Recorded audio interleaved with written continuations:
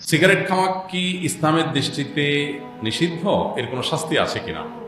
ভাই, ধূমপান করা ইসলামে নিষিদ্ধ, এ ব্যাপারে কোনো আলেমের কোনো ভিন্ন মত নাই। অনেক ওলামা ইকরাম মাকরুহ তাহরিমি বলেছেন, যেমন হানাফি মাযহাবের ওলামা ইকরাম মাকরুহ তাহরিমি বলেন।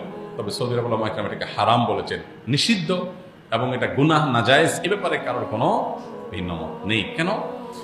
প্রথমত আল্লাহ সুবহানাহু ওয়া তাআলা বলেছেন, লা তুলকু বিআইদিকুম ইলা তাহলুকা, তোমরা নিজেদেরকে ধ্বংসের দিকে ঠেলে দিও না।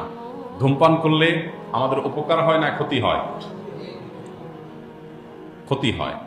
উপকার হয় না বললেই চলে, পেট ভরে না, অন্যান্য কিছু না। আপনি বলবেন যে আমার ঘুমের লাই কাটে, অথবা এনার্জি আসে, বা অন্যান্য কিছু আসে, এরকম যদি বলেন, তো আল্লাহ তাআলা বলেছেন যে আল খামরু ওয়াল মাইসিরু, মদ এবং জুয়া, এগুলো সম্পর্কে আল্লাহ বলেছেন ওয়া ইসমুহুমা আকবারু মিন নাফআহিমা, এগুলো লাভের চাইতে ক্ষতি বেশি। লাভ, আপনি একটু ঘুমাচ্ছেন, ভালো লাগলো, কিন্তু ক্ষতি হবে তার চাইতে বেশি।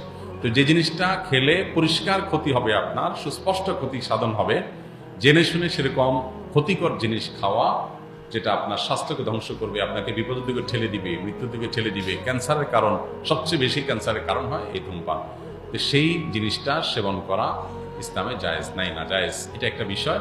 দ্বিতীয়ত, এটা যেহেতু আমাদের পেট ভরে না, আমাদের তৃষ্ণা নিবারণ করে না, এরপর আমরা টাকা দিয়ে যদি এটা খাই, তাহলে সেটা অপচয় হয়। কারণ এটা অনর্থক, অহেতুক একটা জিনিস। এটা যেটুকু আপনার ফুর্তি বা যেটুকু আপনার ভালো লাগা বা তথাকথিত এনার্জির জন্য করেন, তার চাইতে ক্ষতি অনেক বেশি। ধূমপান করার ফলে আপনার মুখে যে দুর্গন্ধ সৃষ্টি হয়, আল্লাহর জমিনে কোনো হালাল খাবার খেলে মানুষের মুখে এরকম দুর্গন্ধ হয় না। এরকম বাজে গন্ধ, এরকম নোংরা গন্ধ, এর গন্ধটাই বলে দেয় এটা কি শরীয়তে হালাল নাকি হারাম। কথা বুঝে আসছে? বিধায় যাদের এই বদভ্যাস আছে, তাদের সদিচ্ছাই যথেষ্ট এখান থেকে সরে আসার জন্য। মানুষ পারে না এমন কিছু নাই। অনেকে বলে, ভাই আমি বহু চেষ্টা করছি, পারি না। আমি বলি, পারেন না মানে? আপনি পারবেন, আপনার সাথে আপনার 14 গোষ্ঠীতে যত ধূমপাই আছে সবাই পারবে একসাথে ইনশাআল্লাহ। কখন পারবেন? যখন ঠেলায় পড়বেন, তখন আপনি পারবেন। আপনাকে জেল নিয়ে যদি বেঁধে রেখে দেওয়া হয়, আপনি পারবেন, দেখবেন সাথে আরো কিছু, কত কিছু করবেন। পারি না, তাদের আসলে সদিচ্ছার কি আছে, অভাব বা ঘাটতি আছে। যদি আপনার সিরিয়াসনেস থাকে, তাহলে পারবেন না এমন কিছু নাই। মানুষ অভ্যাস ছাড়তে পারে না। আপনি কি মরে যাবেন?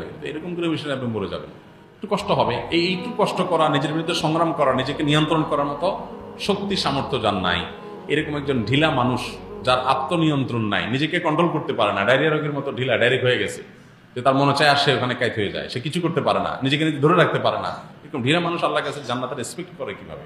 কিভাবে সে জান্নাতের প্রত্যাশা, কোন মুখে করবে? এই জন্য সৎ সাহস দরকার। আল্লাহ আমাদেরকে সেই তৌফিক দান করুন।